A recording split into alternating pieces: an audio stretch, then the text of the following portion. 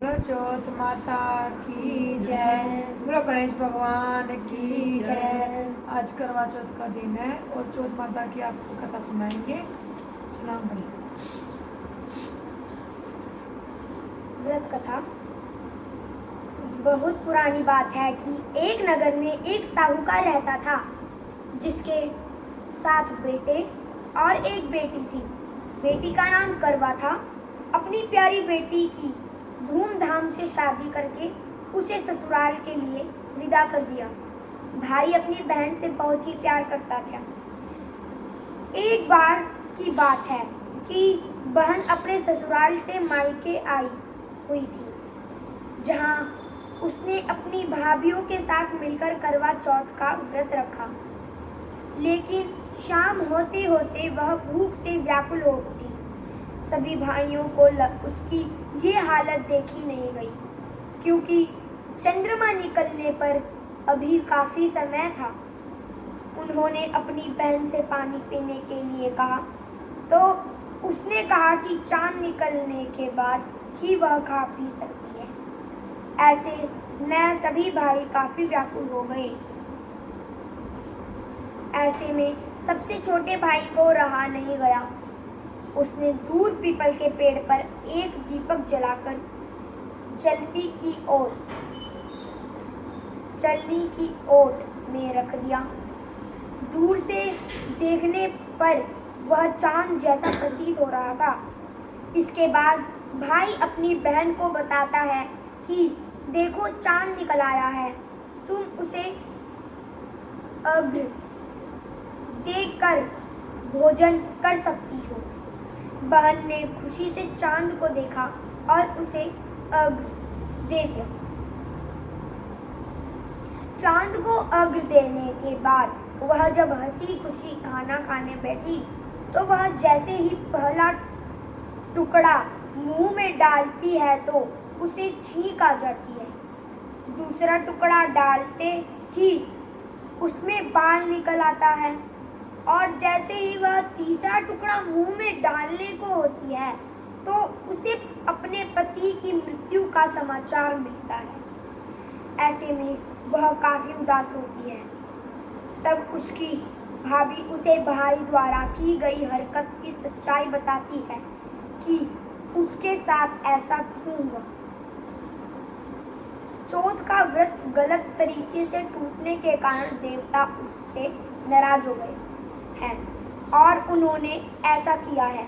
सच्चाई जानने के बाद वो निश्चय करती है कि वह अपने पति का अंतिम संस्कार नहीं होने देगी और अपने सतीत्व से उन्हें पुनर्जीवन दिलाकर रहेगी।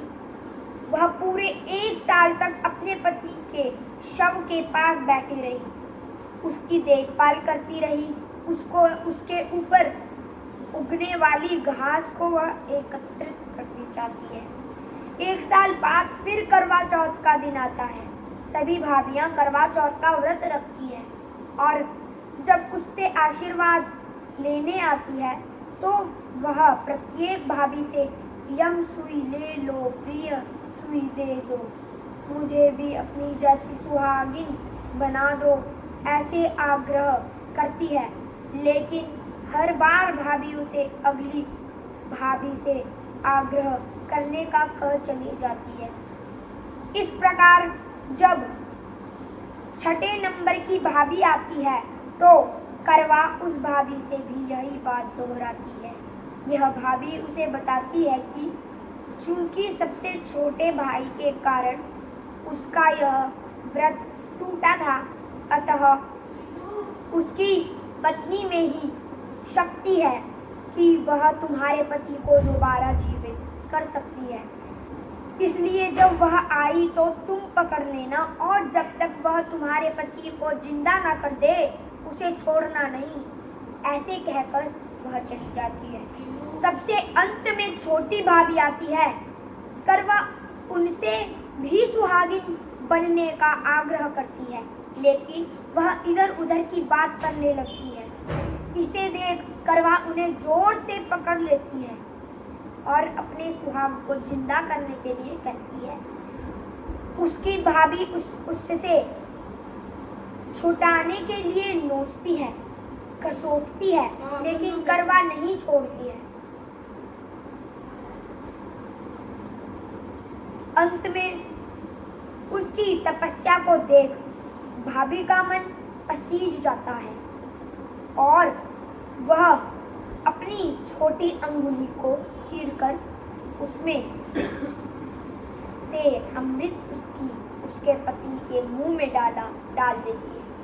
करवा का पति तुरंत श्री गणेश कहता हुआ जीवित हो जाता है। इस प्रकार प्रभु कृपा से उसकी छोटी भाभी के माध्यम से करवा को अपना सुहागन वापस मिल जाता है। तभी से हर सुहागिन महिला करवा चौथ का व्रत निश्चय के साथ रखती है। जैसी चौथ माता ने गणेश जी ने उनका सुहाग बचाया, सबका बचाए, सब औरतें सुहागन हो। और एक बार एक बाबा जी कुटिया से निकले, उन्हें बहुत भूख लगी थी और किसी द्वार पे जाके बोले भिक्षाम दे माई। वहाँ एक बूढ़ी माई रहती थी तो बूढ़ी माई बोली महाराज जी मेरे पास तो कुछ नहीं है, ना धन है ना कुछ कपड़े है, कुछ नहीं है मेरे पास आपको देने के लिए। तो बाबा जी ने बोला बेटा आज मेरा व्रत है तो मुझे खीर खानी है। थोड़े से चावल थोड़े से दूध देकर बूढ़ी माई को बोले हे बूढ़ी माई आप जब तक मैं इस गांव में घूम के आता हूँ आप मेरे लिए खीर बना के रखना। तो बूढ़ी माई ने बोले बताइए इतनी सी खीर का क्या होगा, हैं ये किस किस के वो करेंगे। एक मुट्ठी चावल की और 1 गिलास दूध की खीर बूढ़ी माई ने बना दी और बाबा जी बोल के गए कि बड़े से कढ़ाई में खीर बनाइयो है, वो सबका भोग का प्रसाद लग के सबको खिलाएंगे। तो फिर बूढ़ी माई ने ऐसा ही करा, बड़ी सी कढ़ाई में खीर चढ़ा दी, एक मुट्ठी चावल और 1 गिलास दूध का उसमें डाल के।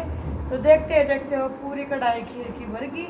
इतने बाबा जी आए तो बाबा जी ने बोला कि ए बूढ़ी माई आपने क्या किया, आपने तो बहुत सारी खीर बना दी। तो बूढ़ी माई चमत्कार देकर उसके पैरों में पड़ गई और वो श्री गणेश जी थे। बूढ़ी माई को बोले कि मैं आपकी परीक्षा लेने आया था कि आप मेरा कहना मानोगे कि नहीं मानोगे। तो बूढ़ी माई को वरदान में उन्होंने जो भी बूढ़ी माई ने मांगा दे दिया, नर दिया, वर दिया, सुख शांति दी, धन दिया, सब कुछ दिया। जैसा गणेश जी ने उस बूढ़ी माई को दिया सबको दे। जय श्री गणेश, जय ज्योत माता, जय